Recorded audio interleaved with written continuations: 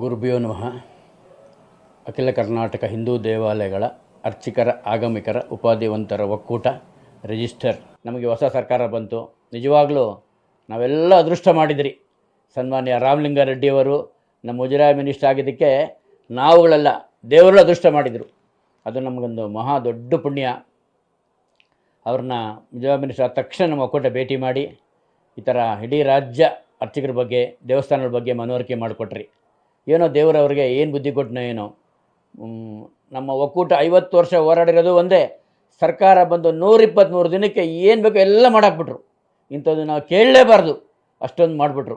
ಮಕ್ಕಳ ಎಜುಕೇಷನ್ ಇರ್ಬೋದು, ಕಾಶಿ ಯಾತ್ರೆ ಇರ್ಬೋದು, ಅರ್ಚಕರಿಗೆ ಮನೆ ಕಟ್ಕೊಳೋದು ಇರ್ಬೋದು, ಇಂಥದ್ದಿಲ್ಲ ಅನ್ನಂಗಿಲ್ಲ. ಫಸ್ಟು ಅರ್ಚಕರ ವಿದ್ಯಾಭ್ಯಾಸ ಕೊಡ್ರಿ. 5,000ದಿಂದ 1 ಲಕ್ಷ ರೂಪಾಯಿವರೆಗೂ. ಅಮೆರಿಕ ಹೋಗ್ತಾನೆ ಅಲ್ಲಿವರೆಗೂ 1 ಲಕ್ಷ ರೂಪಾಯಿ ಕೊಟ್ಟರು. ಅರ್ಚಕರ ಮನೆ ಇಲ್ಲ, ಎಷ್ಟೋ ಜನಗಳು ಮನೆ ಇಲ್ಲ, ಅಂಥವ್ರಿಗೆ 2 ಲಕ್ಷ. ಕಾಶಿಗೆ ಹೋಗಿ ವರ್ಷಕ್ಕೆ 1,000 ಅರ್ಚಕರು ಕಾಶಿಗೆ ಹೋಗಿ ಬರಬೇಕು, ಅವ್ರ ಕುಟುಂಬದವ್ರು ಹೋಗ್ಬರ್ಬೇಕು. ಅದು ಆದೇಶ ಮಾಡಿದ್ರು. ಇತಿಹಾಸದಲ್ಲಿ ಯಾರೂ ಮಾಡಲ್ಲ. ಅರ್ಚಕರು ಮರಣ ಹೊಂದ ತಕ್ಷಣ 2 ಲಕ್ಷ ರೂಪಾಯಿ.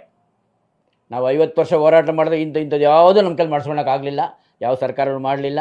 ಸನ್ಮಾನ್ಯ ರಾಮಲಿಂಗಾರೆಡ್ಡಿಯವರು ಇಷ್ಟೊಂದು ನಮಗೆ ಮಾಡಿಬಿಟ್ರು. ಕಡೆಗೆ ನಮಗೆ ಆ ತಸ್ತಿಗೆ ತೊಗೋಬೇಕಾದ್ರೆ ತುಂಬ ಹಿಂಸೆ ಆಗ್ತಾಯಿತ್ತು. ಯಾವ ಸರ್ಕಾರನ ಕ್ಯೂ ಮೇಲೆ ಹಾಕ್ಕೊಳ್ಳಿಲ್ಲ. ಕಡೆಗೆ ಇವ್ರು ಹೇಳಿದ ತಕ್ಷಣ ಅರ್ಚಕರ ಅಕೌಂಟ್ಗೆ ನೇರ ಮಾಡಿಕೊಟ್ಟಿದ್ದು ಸನ್ಮಾನ್ಯ ರಾಮಲಿಂಗಾರೆಡ್ಡಿಯವರು.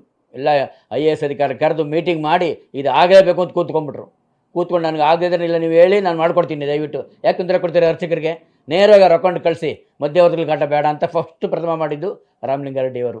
ಹೀಗೆ ಹಲವಾರು ನಮಗೆ ಮಾಡಿಕೊಟ್ಟಿದ್ದಾರೆ. ನಿಜವಾಗ್ಲೂ ನಾವು ದೇವರುಗಳು, ನಾವು ಪುಣ್ಯಾತ್ಮರು. ಇಷ್ಟು ಒಳ್ಳೆ ಸಚಿವರು ನಮಗೆ ಈ ಸರ್ಕಾರ ಕೊಟ್ಟಿದ್ದಕ್ಕೆ ಮೊದಲು ಧನ್ಯವಾದಗಳು ಹೇಳ್ತಾ ಇದ್ದೀನಿ.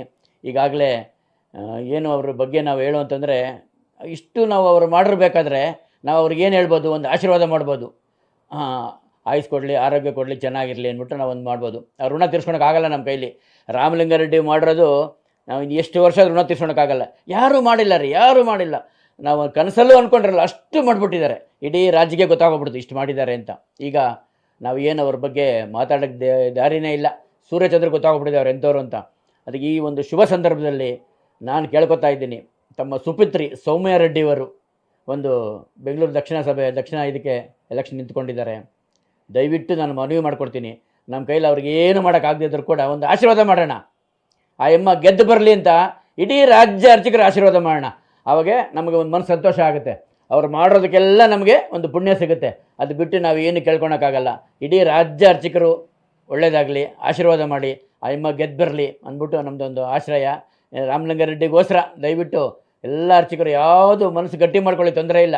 ನಮಗೆ ಯಾವ ಸರ್ಕಾರ ಒಳ್ಳೇದು ಮಾಡಿದರೆ ನಿಮಗೆಲ್ಲ ಗೊತ್ತಿದೆ, ಇಡೀ ರಾಜ್ಯದಲ್ಲಿ ಗೊತ್ತಿದೆ. 50 ವರ್ಷ ಹೋರಾಟದಲ್ಲಿ ಯಾರೂ ಮಾಡಿರಲ್ಲ, ಮಾಡೋಕ್ಕಾಗೋದಿಲ್ಲ. ಮುಂದೆ ಯಾವ ಸರ್ಕಾರ ಬಂದರೂ ಮಾಡೋಕ್ಕಾಗಲ್ಲ ಅಂಥ ಪರಿಪೂರ್ಣವಾದ ನಾವು ಏನು ಕೇಳಬಾರ್ದು ಅಷ್ಟು ನಮ್ಮ ಸನ್ಮಾನ್ಯ ರಾಮಲಿಂಗಾರೆಡ್ಡಿಯವರು ಮಾಡಿಬಿಟ್ಟಿದ್ದಾರೆ. ಎಲ್ಲೋ ರಾಮೇಶ್ವರ ಅಂತ ಕರಿಬೋದು, ಅವ್ರಿಗೆ ರಾಮಲಿಂಗರೆಡ್ಡಿ ಕರೆಯೋದು ಬೇಡ, ರಾಮಲಿಂಗೇಶ್ವರ ಅಂತ ನಾವು ಕರಿಬೋದು. ಅಷ್ಟೊಂದು ನಮ್ಗೆ ಒಳ್ಳೆಯ ಸಾಧನೆ ಮಾಡಿಬಿಟ್ಟಿದ್ದಾರೆ ಈ ಸರ್ಕಾರ. 10 ಲಕ್ಷ ರೂಪಾಯಿ ಕೊಟ್ಟರೆ 36,000 ದೇವಸ್ಥಾನಗಳು ಒಳ್ಳೇದು ಮಾಡೋಕ್ಕೆ ಮಾಡಿದ್ದಾರೆ ಸಚಿವರು ನಮ್ಮ ರಾಮಲಿಂಗಾರೆಡ್ಡಿಯವರು. ಈ ಥರ ಯಾರು ತಲೆನೇ ಓಡಿಸಿರಲ್ಲ. 10 ಲಕ್ಷ ತೆಗೆಯೋಣ, ದೇವಸ್ಥಾನ ಕೊಡೋಣ, 36,000 ದೇವಸ್ಥಾನ ಒಳ್ಳೇದಾಗುತ್ತೆ. 10 ಲಕ್ಷ ತೆಗೆದ್ರೆ 90 ಲಕ್ಷ ನಿಮಗೆ ಕೊಟ್ಟಿದ್ದಾರೆ, ದೇವಸ್ಥಾನಕ್ಕೆ ಕೊಟ್ಟಿದ್ದಾರೆ ಡೆವಲಪ್ ಮಾಡಿ ಅಂದ್ಬಿಟ್ಟು ಅಂತ. ಕಡೆಗೆ ಯಾರೋ ಒಂದು ಅಪಪ್ರಚಾರ ಮಾಡಿದರು, ದೇವಸ್ಥಾನ ದುಡ್ಡೆಲ್ಲ ಮಸೀದಿಗೆ ಹೋಗ್ತಾ ಇದೆ ಅಂತ. ಖಂಡಿತ ಇಲ್ಲ ಸ್ವಾಮಿ, ಒಂದೇ ₹1 ಕಾಯಿನು ಮಸೀದಿಗೆ ಹೋಗ್ತಾ ಇಲ್ಲ. ಅದು ಖಂಡಿತ ಗೊತ್ತು. ನಮ್ಮ ರಾಮಲಿಂಗಾರೆಡ್ಡಿ ಸಾಹೇಬರು ಹೇಳಿದ್ದಾರೆ, ಒಂದೇ ₹1 ಕಾಯಿನ್ ಮಸೀದಿಗೆ ಹೋಗ್ತಾ ಇಲ್ಲ. ಆ ದೇವಸ್ಥಾನ ಅಕೌಂಟು ಅದೇ ದೇವಸ್ಥಾನ ಅಕೌಂಟ್ಗೆ ಹೋಗುತ್ತೆ ಹೊರತು ಅದನ್ನು ತೆಗೆಯೋಕ್ಕೆ ಯಾರ ಕೈಲೂ ಆಗಲ್ಲ. ಅದು ಈ ನಡುವೆ ತುಂಬ ಜನ ಅಪಪ್ರಚಾರ ಮಾಡಿದ್ದಾರೆ. ಇನ್ನೇನು ನಾವು ನಿಮ್ಮನ್ನು ದಯವಿಟ್ಟು ಕೇಳ್ತಾ ಇಲ್ಲ. ಇಂಥ ಒಬ್ಬ ಮುಜರಾಯಿ ಸಚಿವರು ನಮ್ಗೆ ಸಿಕ್ಕಿರೋದು ಪೂರ್ವ ಜನ್ಮದ ಪುಣ್ಯ.